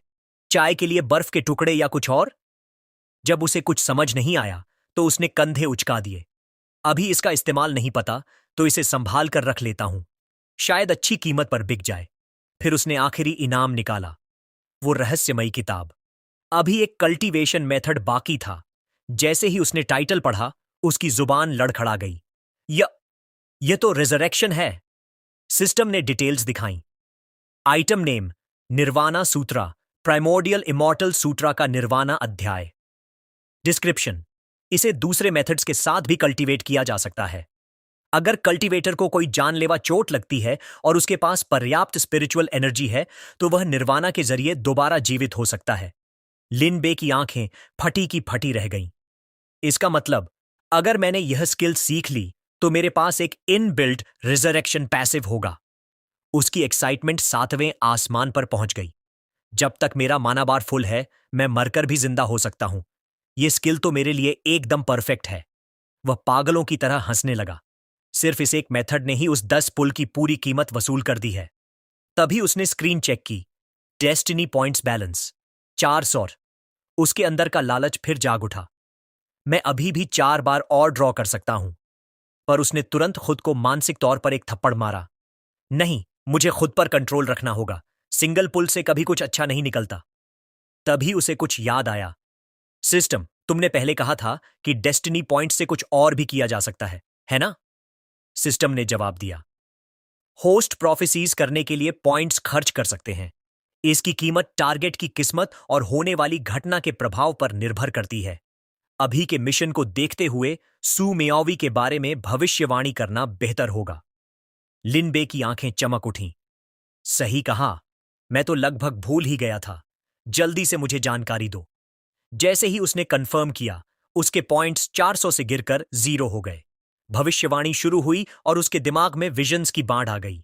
सारी जानकारी प्रोसेस करने के बाद लिनबे को आखिरकार सब समझ आ गया। तो यह बात है, सू मियोवी के पास एक इनेट कोल्ड फिजिक है, पर जन्म के समय हुई मुश्किलों की वजह से उसका शरीर अधूरा रह गया है। भविष्य उसके सामने खुल गया। 22 साल की उम्र में उसकी कोल्ड एनर्जी बेकाबू होकर फट जाएगी, जिससे उसकी मौत पक्की है। भविष्यवाणी जारी रही। नॉर्मल डेवलपमेंट के हिसाब से कल यीन एक ऐसी स्पिरिट मेडिसिन लाएगा जो उस ठंडी ऊर्जा को दबा सके, और वह इसे सू फैमिली के सामने शादी का प्रस्ताव रखने के लिए इस्तेमाल करेगा। लिनबे का चेहरा गंभीर हो गया। अगर येन कामयाब हो गया और दोनों परिवार रिश्तेदारी में बंध गए, तो वह लिन परिवार को मिटाने में ज्यादा देर नहीं लगाएगा। उसने अपनी मुट्ठी भींची। तो मुझे किसी भी कीमत पर येन के इस प्रपोजल को फेल करना होगा। अचानक उसे एक आइडिया आया। उसने वो नीला पत्थर निकाला। सिस्टम, यह आइस जेड मैरो कहता है कि यह इन्नेट कोल्ड एनर्जी को उत्तेजित कर सकता है। क्या इसका मतलब यह मेओई की कमी को पूरी तरह ठीक कर सकता है? बिल्कुल होस्ट। लिनबे के चेहरे पर एक शातिर मुस्कान आ गई और उसके चारों ओर एक हल्की रेड ऑरा फैल गई। जब तक मैं यहां हूं, ये फैन, तुम कामयाब होने का सपना भी मत देखना। अगले दिन सू हावली में मेओई आंगन में तलवारबाजी का अभ्यास कर रही थी। पेट्रियार्क सू उसे गर्व से देख रहे थे और अपनी मुस्कान नहीं रोक पा रहे थे। जैसा कि मेरी बेटी से उम्मीद थी, तुमने सिर्फ एक रात में हेवन रैंक्ड सोर्ड डाओ के बेसिक्स सीख लिए। तभी लिन बे तालियां बजाते हुए वहां पहुंचा। मिस सू, आपका टैलेंट वाकई हैरान कर देने वाला है। उसने जमीन पर तलवार के निशानों को देखा। इस वार में तो अभी से सोर्ड इंटेंट की झलक दिख रही है। मेओई ने अपनी तलवार नीचे की। वह थोड़ी शर्मा गई थी। अगर आपका दिया हुआ वो मेथड ना होता, तो मैं सोर्ड इंटेंट की दहलीज को छू भी ना पाती। फेलो डॉइस्ट लिन, प्लीज बैठिए। जैसे ही लिन बे टेबल पर बैठा और उसे चाय सर्व करते हुए देखा, उसकी पीठ पर ठंडे पसीने छूटने लगे। मैंने एपिफनी पिल खाए बिना हेवन रैंक मेथड को समझ तक नहीं पाया था, पर इसने एक रात में बेसिक्स मास्टर कर लिए। उसने घबराहट में थूक निगला।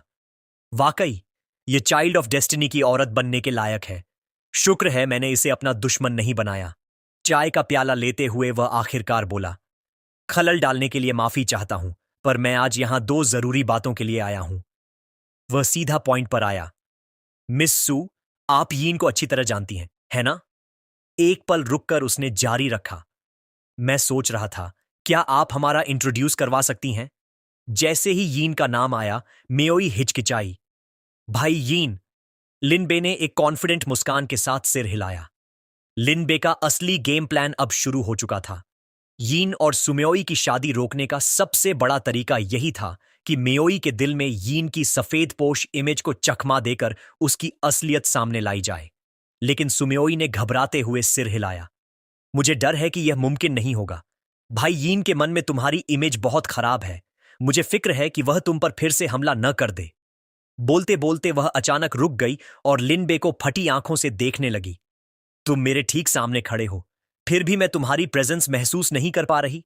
यहां तक कि मैं तुम्हारा कल्टीवेशन बेस भी डिटेक्ट नहीं कर पा रही। उसकी आंखें फैल गईं। क्या तुमने पूरी तरह से सोर्ड इंटेंट को समझ लिया है और क्लियर सोर्ड हार्ट हासिल कर लिया है? मेओई गहरी सोच में डूब गई। भाई यीन खुद को जीनियस कहते हैं, पर उन्होंने सोड इंटेंट में सिर्फ मामूली सफलता हासिल की है। लिन बे के मुकाबले उनके पास सिर्फ कल्टीवेशन बेस का फायदा है, पर सोड डाउ रेल्म के मामले में तो वे इसके आसपास भी नहीं ठहरते। तभी लिन बे बड़े शांत अंदाज में बोला, लगता है यीन को मेरे बारे में बहुत गलत फहमियां थीं। असल में मैं बस आप दोनों के साथ सोड डाउ पर चर्चा करना चाहता था। सुमेओई ने धीरे से सिर हिलाया। एडवांस में क्लियर सोड हार्ट का अनुभव करना भाई यीन के ब्रेक थ्रू के लिए भी बहुत मददगार होगा। मैं किसी को उन्हें खबर देने के लिए भेजती हूं। मुझे यकीन है वे मना नहीं करेंगे। लिनबे ने मन ही मन सोचा, असली यादों के हिसाब से यीन कोई दरियादिल इंसान नहीं है। मेओई अभी यह नहीं देख पा रही, पर उसे उसकी असलियत दिखाकर ही इस शादी के प्रपोजल को जड़ से खत्म किया जा सकता है।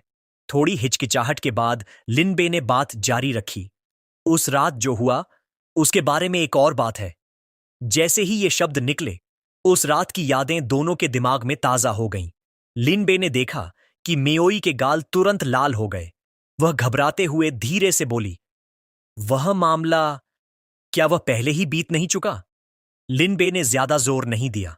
इसके बजाय उसने एक छोटा बॉक्स निकाला और कहा, ग्रेट एल्डर ने हमारे खिलाफ जो साजिश रची थी, उस साचे का असर अभी भी तुम्हारे शरीर में बाकी है। अगर इसे साफ नहीं किया गया तो यह तुम्हारे भविष्य के कल्टीवेशन पर असर डालेगा। यह एंटीडोट उन टॉक्सिन्स को खत्म कर सकती है, पर इसके लिए किसी को साथ रहकर स्पिरिचुअल एनर्जी को मेरिडियंस के एक खास रास्ते पर गाइड करना होगा। उसने बॉक्स खोला जिसके अंदर एक चमकती हुई गोली थी। एंटीडोट पिल? मेओई ने हैरानी से पूछा। लिनबे मन ही मन मुस्कुराया। शुक्र है मैंने एक सुपर स्पिरिट गैदरिंग पिल बचाकर रखी थी। बचा हुआ जहर तो बस एक बहाना है ताकि फेवरेबिलिटी बढ़ाई जा सके। सब कुछ जिंदा बचने के लिए है। मेओई ने वो गोली ली और लिनबे को बड़ी कोमल नजरों से देखा। फेलो डाओइस्ट लिन वाकई एक सच्चे जेंटलमैन हैं, जो हमसे करीब होने के लिए अब तक एक प्ले बॉय यंग मास्टर होने का नाटक कर रहे थे। मुझे डर है कि आपकी भी कुछ अनकही मजबूरियां रही होंगी, है ना? फिर वह खड़ी हुई। चूंकि हमें डिटॉक्स करने के लिए पिल लेनी है, तो चलिए ट्रेनिंग रूम में चलते हैं। और इस तरह मेओई लिनबे को अंदर के कक्ष की ओर ले गई। दूर से पेट्रियार्क सू उन्हें मुस्कुराते हुए जाते देख रहे थे। नौजवान लोग वाकई जोश से भरे हुए हैं। तभी एक नौकर पैनिक में दौड़ता हुआ आया। पेट्रियार्क सू, ये परिवार के येन। बिना किसी जवाब का इंतजार किए येन सीधा ट्रेनिंग रूम की तरफ बढ़ा और दरवाजा तोड़ने के लिए लात उठाई। लिन बे, साले बाहर निकल यहां से। लेकिन इससे पहले कि उसकी लात दरवाजे पर लगती, पेट्रियार्क सू बीच में आ गए और अपनी तलवार से उसे रोक दिया। रुक जाओ, मुझे फर्क नहीं पड़ता कि तुम्हारा लिन बे के साथ क्या लफड़ा है, लेकिन वह अभी मेरी बेटी को डिटॉक्स कर रहा है। तुम बिल्कुल अंदर जाकर उन्हें डिस्टर्ब नहीं कर सकते। यीन यकीन न करते हुए दहाड़ा। डिटॉक्स? ऐसा कौन सा जहर है जिसके लिए एक मर्द और औरत को कमरे में अकेला होना पड़े? ठीक उसी पल अंदर से एक आवाज आई, मेओई की आवाज। आह, मैं इसे महसूस कर सकती हूं। मेरा कल्टीवेशन बेस बढ़ रहा है। ओह! यह सुनते ही यीन पत्थर बन गया। यहां तक कि पेट्रियार्क सू भी असहज दिखने लगे। अब और बर्दाश्त न करते हुए यीन ने अपनी तलवार आधी म्यान से बाहर निकाल ली। लानत है, लिनबे, बाहर आ! पेट्रियार्क सू ने उसे रोकने की कोशिश की, लेकिन माहौल अब किसी भी पल फटने के कगार पर था। ट्रेनिंग रूम के अंदर लिनबे बड़ी सावधानी से मेओई के मेरिडियंस के जरिए स्पिरिचुअल एनर्जी को गाइड कर रहा था। मेओई ने अपने होंठ चबाते हुए दर्द में कहा, उफ, लिनबे, जल्दी बाहर निकलो। लिनबे ने मजबूती से अपना सिर हिलाया। नहीं, मैं तुम्हें इस हालत में अकेला नहीं छोड़ सकता। उसने गंभीरता से सोचा, क्या यह वही अनकंट्रोल्ड कॉन्जेनिटल कोल्ड फिजिक है? मुझे नहीं लगता कि क्लियर सोड हार्ट की सोड ची इसे सप्रेस नहीं कर पाएगी। अपनी पूरी एनर्जी समेटते हुए उसने अपनी उंगली से उसके एक एक्यूपॉइंट को टैप किया। थोड़ा बर्दाश्त करो, मैं सोड ची का इस्तेमाल करके इस कोल्ड एनर्जी को सील कर दूंगा। लेकिन अचानक अंदर दोनों एनर्जीज आपस में टकरा गईं। मेओई के मुंह से दर्द भरी आवाज निकली, आह, तुम जल्दी रुको। बाहर खौफनाक कोल्ड एनर्जी ट्रेनिंग रूम के दरवाजे से बाहर रिसने लगी थी। यीन ने यह साफ देख लिया और अंदर से आती आवाजें सुनकर उसकी जलन और नफरत की आग और भड़क गई। पेट्रियार्क सू घबराहट में चिल्लाए, यह तो कोल्ड एनर्जी एक्सप्लोजन है। यह पूरी तरह आउट ऑफ कंट्रोल हो गई है। लिनबे, जल्दी से मेरी बेटी के हार्ट और मेरिडियंस की रक्षा करो। अब यीन खुद को रोक नहीं पाया। मुझे दरवाजा तोड़ने दो। अपनी तलवार के एक जोरदार वार से दरवाजे के परखच्चे उड़ गए। यीन और पेट्रियार्क सू दोनों अंदर झपटे। उन्हें अंदर घुसते देख लिन बेचौंक कर पीछे मुड़ा। तुम लोग यहां क्या कर रहे हो? उसी पल पेट्रियार्क सू आगे बढ़े और लिनबे को एक तरफ धकेलते हुए अपनी बेटी की जांच करने भागे। बेटी, तुम ठीक तो हो? मेओई ने हल्के से सिर हिलाकर उन्हें यकीन दिलाया कि वह ठीक है, लेकिन यीन का चेहरा गुस्से से काला पड़ चुका था। वह दहाड़ा, मेरी औरत को हाथ लगाने की जुर्रत! और बिना एक सेकंड गंवाए उसने सीधा लिनबे पर अपनी तलवार से हमला कर दिया। लिनबे ने बड़ी मुश्किल से अपनी ब्लेड से उस वार को रोका, लेकिन उस अटैक की ताकत इतनी ज्यादा थी कि उसे खुद को संभालने में भी संघर्ष करना पड़ा। यह देखकर मेओई चीख उठी, येन, तुम ये क्या कर रहे हो? गुस्से में अंधा होकर येन ने अपनी कल्टीवेशन टेक्निक एक्टिवेट कर दी। उसकी आंखों में सुर्ख लाल एनर्जी चमक उठी और अगले ही पल उसने लिनबे की तलवार के 2 टुकड़े कर दिए। अपने हाथ में टूटी हुई तलवार लिए लिनबे अविश्वास से बोला, यीन, मेरी तुमसे कोई दुश्मनी नहीं है, फिर तुम मुझे क्यों मारना चाहते हो? लेकिन यीन ने एक नहीं सुनी। वह फिर गरजा, आज मैं तेरा सिर कलम कर दूंगा। लिनबे ने दांत भींच लिए, तुमने मुझे यह करने पर मजबूर किया है। हालांकि मन ही मन वह सोच रहा था, जैसा कि चाइल्ड ऑफ डेस्टिनी से उम्मीद थी, सीधा मुकाबला करने में मैं अभी भी इसका सामना नहीं कर सकता। शुक्र है मेओई यहां है। तभी मेओई अचानक आगे आई और लिनबे के सामने खड़ी होकर यीन का रास्ता रोक लिया। रुक जाओ, यहीं रुक जाओ। यीन, अभी लिनबे से माफी मांगो। यीन उसे फटी आंखों से देखने लगा। मैं इस कचरे से माफी मांगू? मेओई, तुम मजाक कर रही हो। यह अभी तुम्हारे साथ बदतमीजी कर रहा था। मेओई की आवाज बर्फ जैसी ठंडी हो गई। लिनबे मुझे डिटॉक्स कर रहा था। मेरा कोल्ड फिजिक बेकाबू हो गया था और उसने मुझे बचाने के लिए अपनी सोड ची का इस्तेमाल किया ताकि मैं जिंदा बच सकूं। यीन तिरस्कार से हंसा, सुनने में तो अच्छा लगता है, लेकिन किसे पता कि तुम दोनों उस कमरे में असल में क्या कर रहे थे। उसके इन शब्दों ने मेओई को आग बबूला कर दिया। इधर लिनबे ने अपने माथे से पसीना पोंछा और मन ही मन सोचा, मैंने ये उम्मीद नहीं की थी। लेकिन किस्मत से मेओई ने यीन का असली चेहरा देख लिया। बुरा नहीं है। यीन ने फिर से अपनी तलवार उठा ली। मैं इसे सिर्फ तुम्हारी भलाई के लिए सबक सिखा रहा हूं। फिर उसने झर घोलते हुए कहा, वैसे भी उस रात इसने तुम्हारी मासूमियत छीन ली थी। क्या तुम भूल गई? मेओई की नजरें तेज हो गईं। चूंकि तुमने उस रात की बात छेड़ी है, तो मैं तुमसे कुछ पूछती हूं। क्या तुम लिन फैमिली के ग्रेट एल्डर और अपने ये फैमिली के बीच की मिली भगत के बारे में जानते थे? येन हिचकिचाया।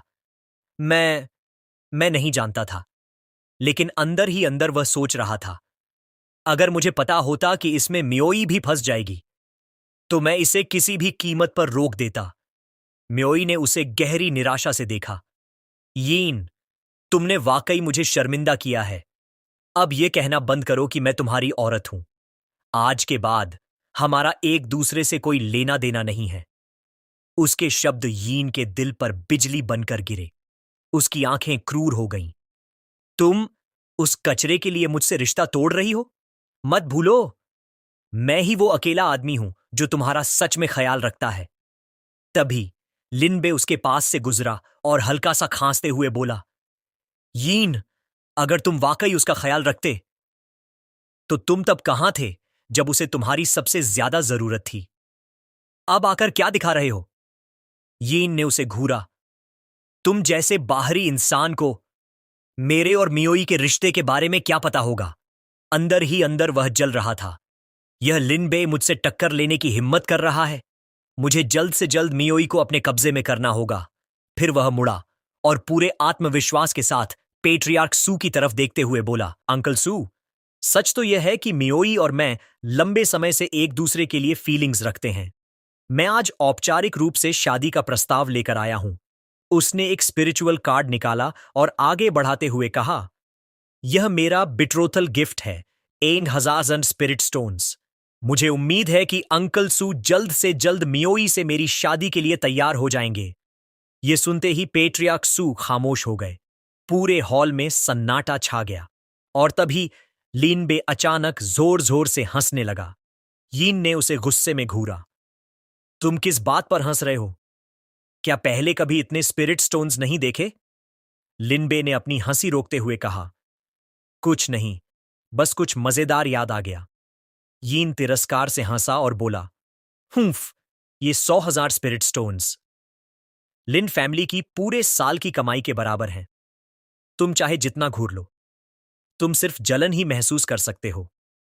फिर वह मुड़ा और पेट्रियार्क सू से बोला, अंकल सू, क्या आपको वाकई लगता है कि यह कम है? मियोई पहले ही अपनी मासूमियत खो चुकी है। उससे शादी के लिए तैयार होकर मैं पहले ही बहुत बड़ा नुकसान उठा रहा हूं। यहां तक कि लिनबेई जैसे कचरे ने भी उसे छू लिया है।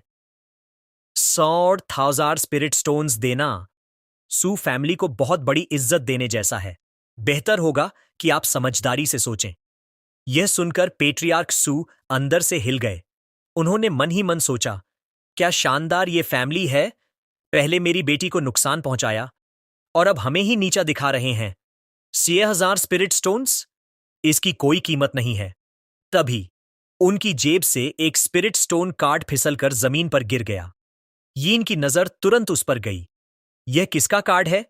इससे पहले कि वह कुछ समझ पाता, पेट्रियार्क सू आराम से झुके, कार्ड उठाया और मुस्कुराते हुए बोले, ओह, कितना लापरवाह हूं मैं। यह वो कार्ड है जो लिनबेई ने मुझे दिया है। यीन की आंखें फैल गईं। क्या? यह तो सिर्फ एक बिगड़ा हुआ यंग मास्टर है। इसके पास स्पिरिट स्टोन कार्ड कहां से आएगा? अंकल सू, बेवकूफ मत बनिए। वो कार्ड पक्का खाली होगा।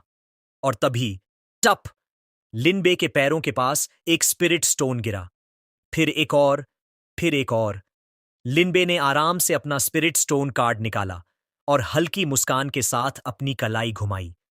अचानक स्पिरिट स्टोन्स की एक धारा बह निकली, जो उसके पीछे एक छोटे पहाड़ की तरह जमा हो गई।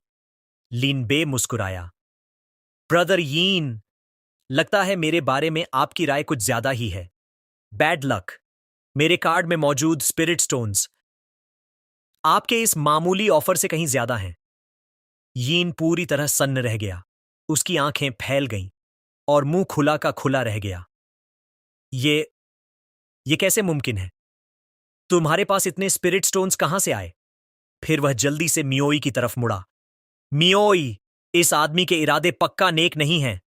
तुम जानती हो इसने पहले क्या किया है। यह जो भी कहे, अभी किसी बात के लिए राजी मत होना। उसने एक बेचारे जैसा चेहरा बनाया, लेकिन मियोई अब पूरी तरह तंग आ चुकी थी। बहुत हुआ, वह गुस्से में बोली। यीन, बिना बात के बखेड़ा खड़ा करना बंद करो। लिनबे उतना बुरा नहीं है जितना तुम कहते हो। वह सिर्फ मुझसे सोर्ड दांव पर चर्चा करने आया था। यीन उपहास से हंसा। एक औरत के पीछे छिपने वाला कचरा खुद को मेरे साथ सोर्ड दांव पर चर्चा करने के लायक समझता है। लिनबे ने हल्की आह भरी। ब्रदर यीन को अभी भी मेरे प्रति बहुत प्रेजुडिस है। रही बात सोर्ड दांव की, तो मैं भी इसके बारे में एक दो चीजें जानता हूं। अगले ही पल लिनबे ने वार किया। एक तेज सोर्ड इंटेंट हवा को चीरती हुई निकली, लेकिन वह यीन को बस एक बाल के फासले से छोड़ते हुए निकल गई। यीन पूरी तरह जड़ हो गया। उसका जबड़ा गिर गया। सुमेओई की पुतलियां सिकुड़ गईं। ये सिर्फ क्लियर सोर्ड हार्ट नहीं है, यह तो unity of heaven and man है। इसे हासिल करना क्लियर सोर्ड हार्ट से अनगिनत गुना मुश्किल है। जो इसे मास्टर कर लेते हैं, वे अपनी स्पिरिचुअल पावर से हेवन और अर्थ की 10 गुना ताकत जुटा सकते हैं और अपने से ऊंचे लेवल के दुश्मनों को मार सकते हैं। वह स्तब्ध रह गई। लिनबे, अचानक इतना ताकतवर कब हो गया? लिनबे शांत खड़ा था, हाथ में टूटी हुई तलवार, और उसके चेहरे पर एक असली सिग्मा मेल वाला कॉन्फिडेंस चमक रहा था। Unity of heaven and man, उसने मन ही मन सोचा। यह पक्का सिस्टम द्वारा दी गई हेवन रैंक टेक्निक का असर है। वह हल्का सा मुस्कुराया। फेस स्लैपिंग वाकई सुकून देने वाली चीज है। दूसरी तरफ यीन का चेहरा नफरत और गुस्से से काला पड़ चुका था। उसने मन ही मन सोचा, मैंने उम्मीद नहीं की थी लिन बे क्लियर सोर्ड हार्ट तक पहुंच जाएगा और unity of heaven and man को भी मास्टर कर लेगा। सोर्ड डाओ में वह मुझसे एक पूरा लेवल आगे है, लेकिन उसका कल्टीवेशन बेस अभी भी मुझसे कमजोर है। अगर मैं उसे सच में मारना चाहूं तो यह मुश्किल नहीं होगा। वह जोर से हंसते हुए बोला, तुम्हारे इस लेवल के साथ मजबूत सोर्ड डाओ होने का क्या फायदा? तुम तो मेरे जूते उठाने के लायक भी नहीं हो। इससे पहले कि लिनबे कुछ कहता, सूमा आगे बढ़ी। उसकी आवाज ठंडी और साफ थी। लिनबे की तलवारबाजी मुझसे बेहतर है। अगर वह काबिल नहीं है तो मैं इस तथाकथित महान जीनियस यैन की पत्नी बनने के लायक भी नहीं हूं। मैं मानूंगी कि यह शादी का प्रस्ताव कभी हुआ ही नहीं। अपना स्पिरिट स्टोन कार्ड वापस लो। यीन वहीं जम गया। इधर लिनबे मन ही मन हंस रहा था। परफेक्ट। यीन के मैरिज प्रपोजल को रोकने का मिशन लगभग पूरा है। जैसे ही सूमा मुड़ने लगी, यीन अचानक चिल्लाया, रुको! उसने अपना हाथ उठाया और एक चमकती हुई स्टोरेज रिंग दिखाई। सूमा, तुम शादी करोगी या नहीं? ये अब तुम्हारे हाथ में नहीं है। इसके बाद उसने रिंग से एक फूल निकाला। जैसे ही वह सामने आया, उसने उसे ऊपर उठाया और शांत स्वर में कहा, बस एक नजर देखो। सूमा मुड़ी और जैसे ही उसकी नजर उस फूल पर पड़ी, उसका पूरा शरीर जम गया। ये तो ब्लड फ्लेम फ्लावर है। उसी वक्त पेट्रियार्क सू आगे झपटे। फूल को देखते ही उनकी आंखें फैल गईं। ये सच में ब्लड फ्लेम फ्लावर है। इसके साथ मेरी बेटी की कोल्ड एनर्जी को दबाया जा सकता है। मियोई आखिरकार बच सकती है। यीन अब सीना तान कर खड़ा था। उसका कॉन्फिडेंस ओवरफ्लो हो रहा था। उसे पता था वह जीत चुका है। पेट्रियार्क सू ने उसका हाथ कसकर पकड़ा। यीन, तुम जो चाहो मांगो। सू फैमिली इस ब्लड फ्लेम फ्लावर के लिए कोई भी कीमत देने को तैयार है। यीन हल्का मुस्कुराया। असल में मैंने सोचा था कि इसे शादी की रात मियोई को सरप्राइज के तौर पर दूंगा, लेकिन लगता है सू फैमिली को स्पिरिट स्टोन्स ज्यादा पसंद है। पेट्रियार्क सू ने तुरंत सिर हिलाया। मैं समझ गया। मैं तुम्हारे प्रपोजल के लिए तैयार हूं। तभी रुको। लिनबे आगे बढ़ा और सीधे यीन की तरफ इशारा किया। शादी की रात ब्लड फ्लेम फ्लावर देना? क्या तुम मिस सू को मारना चाहते हो? यीन तिरस्कार से हंसा। जब नॉलेज न हो तो एक्सपर्ट बनने का नाटक मत करो।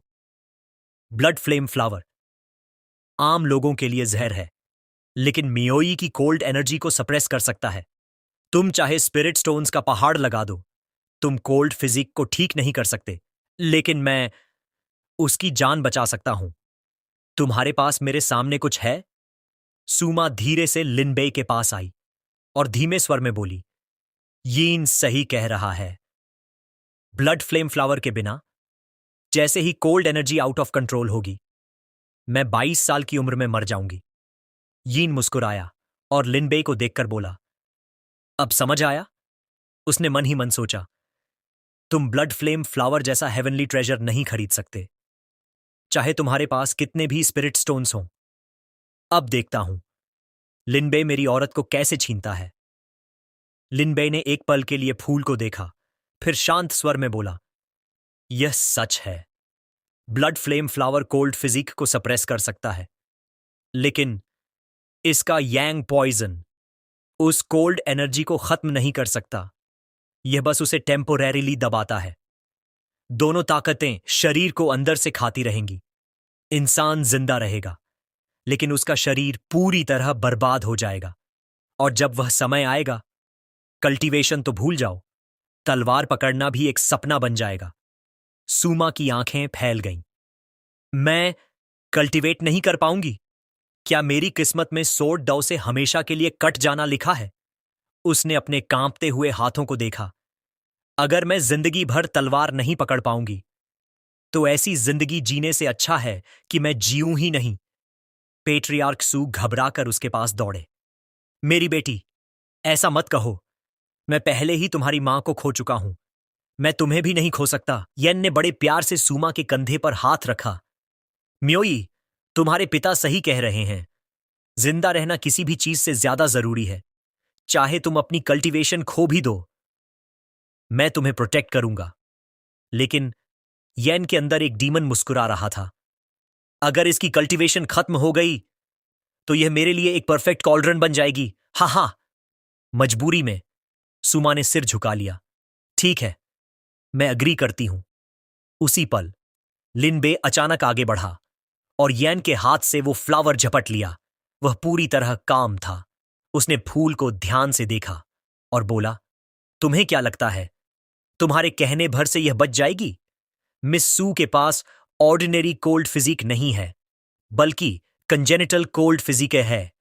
पेट्रियार्क सू तुरंत बोले, बिल्कुल सही। मेरी बेटी कंजेनिटल कोल्ड फिजिक के साथ पैदा हुई है। क्या इसमें कोई प्रॉब्लम है? यीन ने गुस्से में फ्लावर छीन लिया। हमारे बीच डिस्कॉर्ड पैदा करना बंद करो। मेरे पास ब्लड फ्लेम फ्लावर है। तुम्हारे पास क्या है? क्या तुम्हारे स्पिरिट स्टोन्स लोगों की जान बचा सकते हैं? लिनबे ने अपनी ब्रोकन सोर्ड मेज पर रख दी और बेहद शांति से हाथ फैलाए। ब्लड फ्लेम फ्लावर का मेडिसिनल इफेक्ट सिर्फ स्टैंडर्ड कोल्ड फिजिक को सप्रेस कर सकता है, लेकिन कंजेनिटल कोल्ड फिजिक में इसका यांग पॉइजन जल्दी खत्म हो जाएगा, और जब कोल्ड एनर्जी का बैकलैश होगा तो मौत और भी मिजरेबल होगी। वह रुका नहीं। ऐसी कंडीशन को दबाने के लिए हर 6 महीने में एक ब्लड फ्लेम फ्लावर चाहिए। फिर उसने सीधा देखा। ब्रदर यीन, तुम इतनी लॉजिकली बात कर रहे हो तो लॉन्ग टर्म के लिए स्टॉक जमा कर ही लिया होगा, है ना? चुप हो जाओ, ये फैन चिल्लाया। अंदर से वह पैनिक हो चुका था। लानत है, मैंने इसके बारे में सोचा ही नहीं। अभी ब्लफ मार देता हूं, बाद में लिन फैमिली को डिस्ट्रॉय कर दूंगा। लिन बे ने हल्का सा सिर झुकाया। कहीं ऐसा तो नहीं कि ब्रदर ये को यह पता ही नहीं था? यह लाइफ एंड डेथ का मामला है। यहां केयरलेसनेस की कोई जगह नहीं है। यह फैन ने उंगली उठाई।